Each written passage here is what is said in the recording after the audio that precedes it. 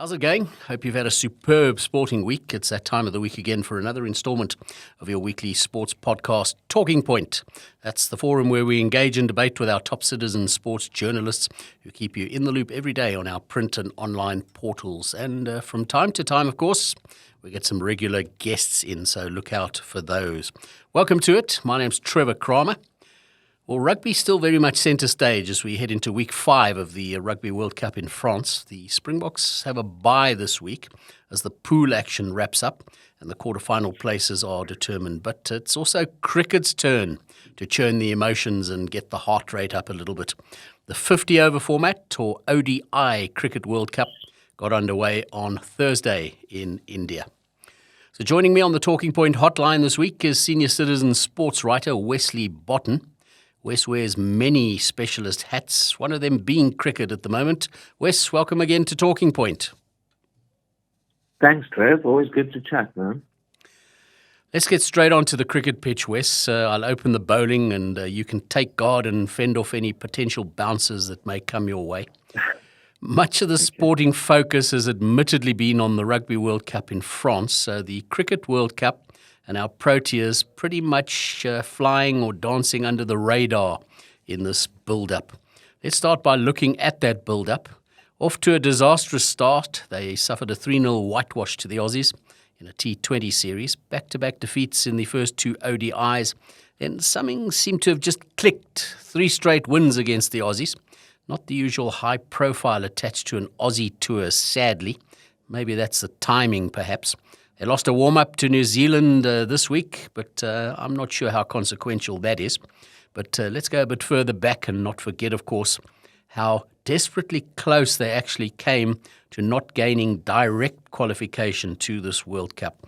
Wes, do you feel their seemingly low-profile build-up? They've been overshadowed by the Springboks, no doubt. Less pressure, and I'm going to say it, lower expectations perhaps from supporters might just give us an indication of what we might see ahead or what we can expect from the Proteas in the next 6 or so weeks.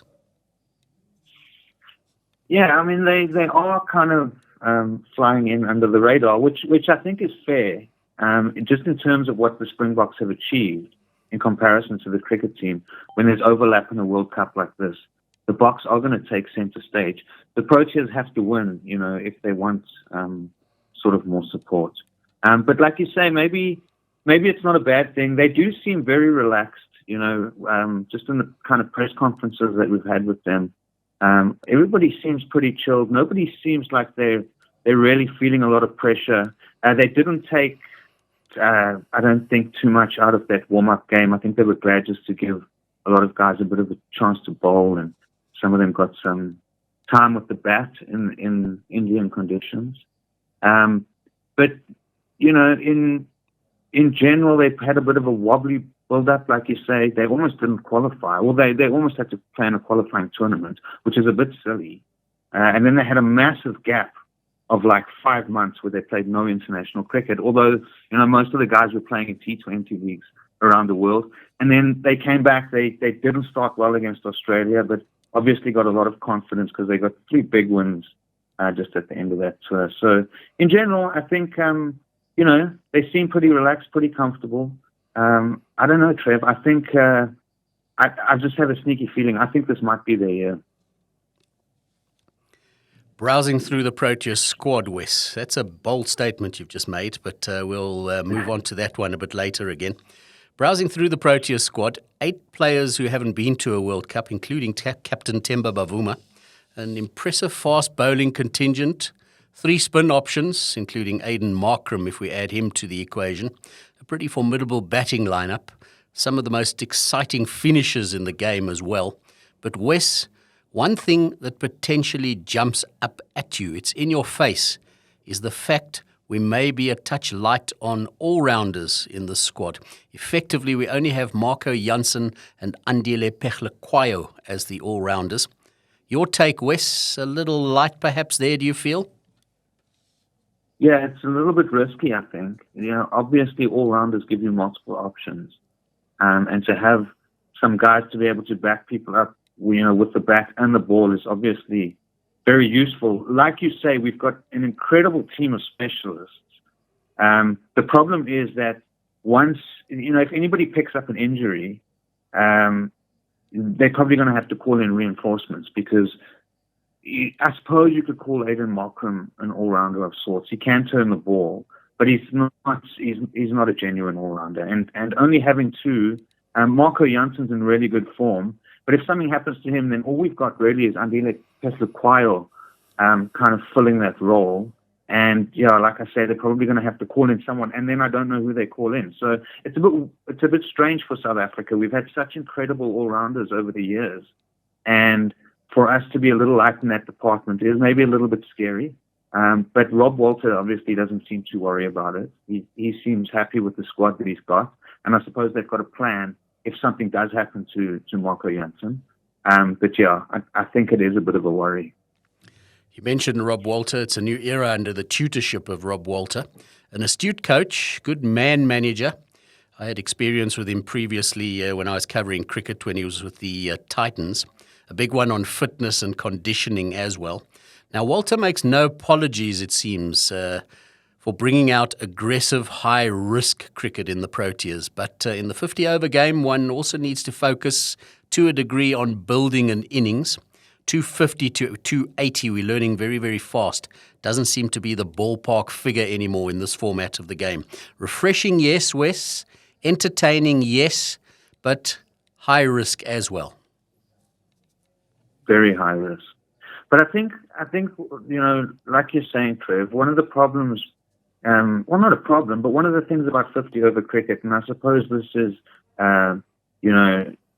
because of the rise of the T20 game and the way that it's changed cricket just generally, even Test cricket has changed. It is more kind of electric, and it's quick. You've got to score runs fast, and you've got to put up big scores. And I think that the Proteas have realized this. You can go into a World Cup and you can be consistent and you can pick up wins and whatever, but you've got to be able to also chase massive scores if someone puts them up. And to be able to do that, the players have to be comfortable with the fact that they can take those chances.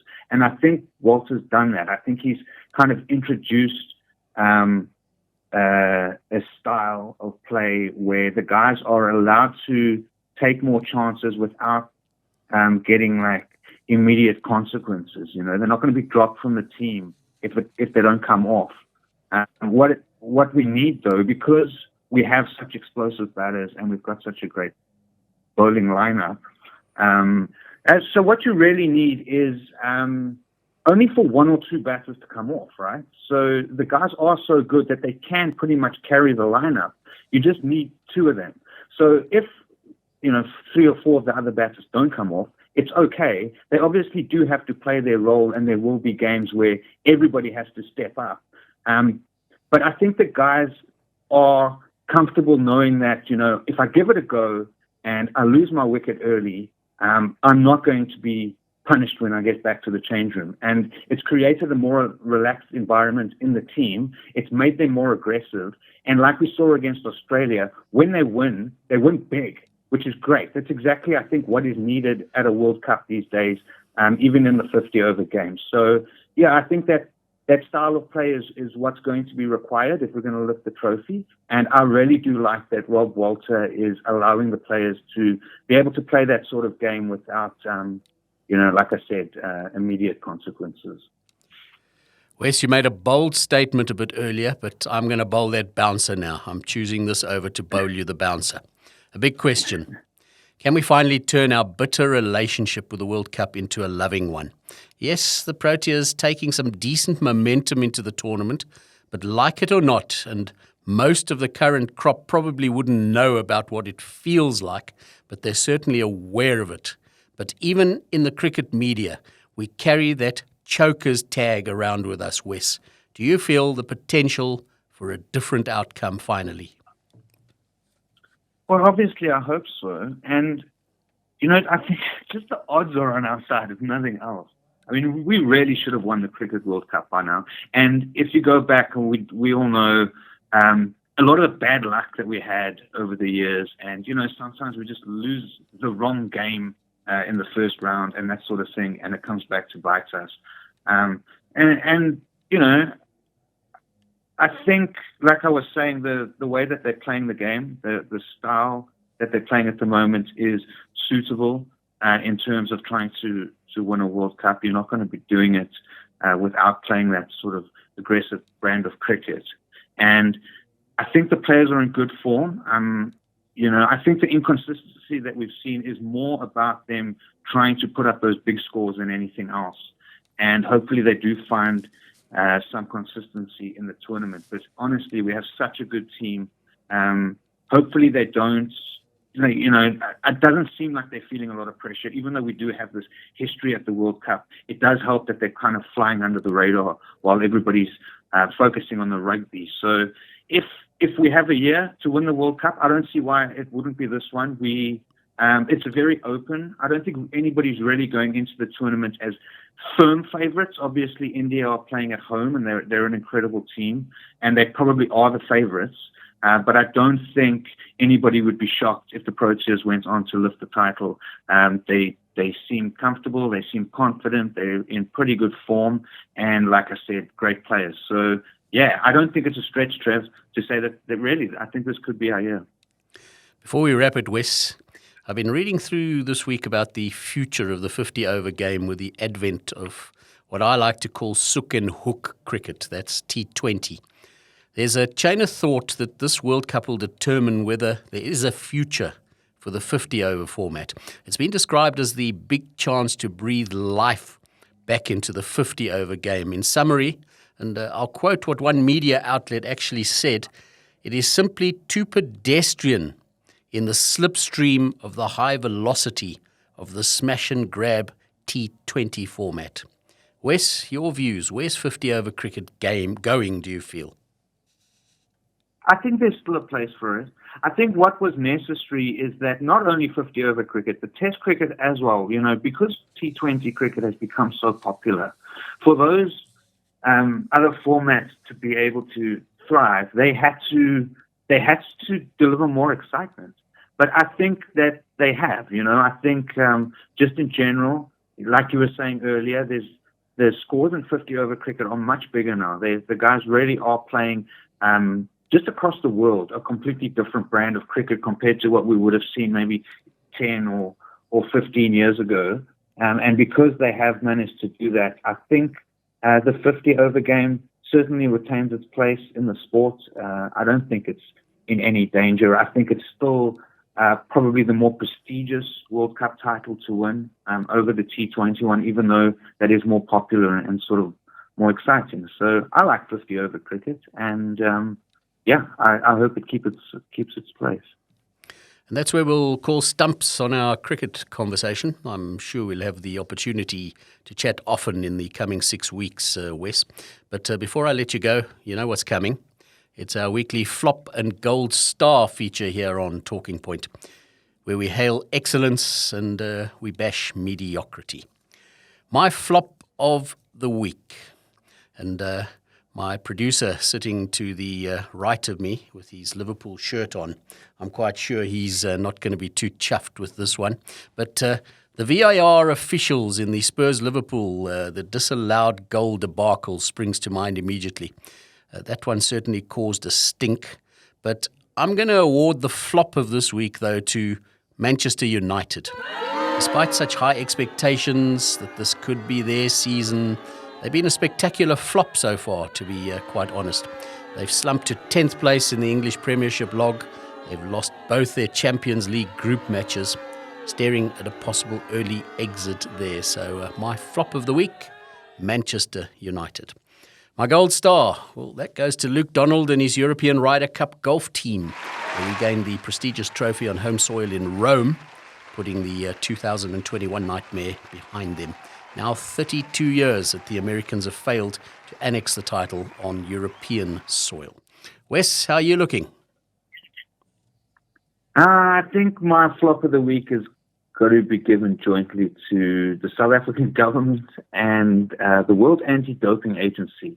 They are starting to punish teams and sports and fans and athletes for the government not updating its anti-doping code, which I understand needs to be done. But if WADA has an issue with that, I just feel like the only time teams or athletes should be punished in terms of anti-doping is if they are caught cheating, and they haven't been. So I think not allowing the South African flag to fly at major tournaments from next week is the wrong way to go. I think that they should probably come up with some sort of other way to deal with this problem rather than punishing people who haven't really done anything wrong. And my gold star of the week got to go to the South African half marathon team. They ran incredibly well at the World Road Running Championships last week. They picked up a bronze medal in the men's race and lots of personal bests, very close to national records, some really brilliant performances. And the South African athletics team in general, I think, just hasn't competed as well as that at a major championship in probably about 6 years. So, yeah, I think they're deserving of it. And on that note, that's where we'll wrap it. Have yourself a great sporting week with the Citizen as your companion, both online and in print. Wesley Botten, Senior Citizen Sports Writer, thanks for joining us and sharing your wealth of sporting knowledge with us, in this case, cricket. Have a great week. My name's Trevor Cramer. This has been Talking Point. You'll find us on citizen.co.za. Click on Multimedia. The subsection is Podcasts. Why not follow Citizen News on Iono FM? You'll also find the podcast in both video as well as audio form on the Citizen's YouTube account. So why not go and check it out? Remember this, an old saying, it's not the load that breaks you down, it's the way you carry it. Have yourself a great sporting week. From me, Trevor. Cheers for now.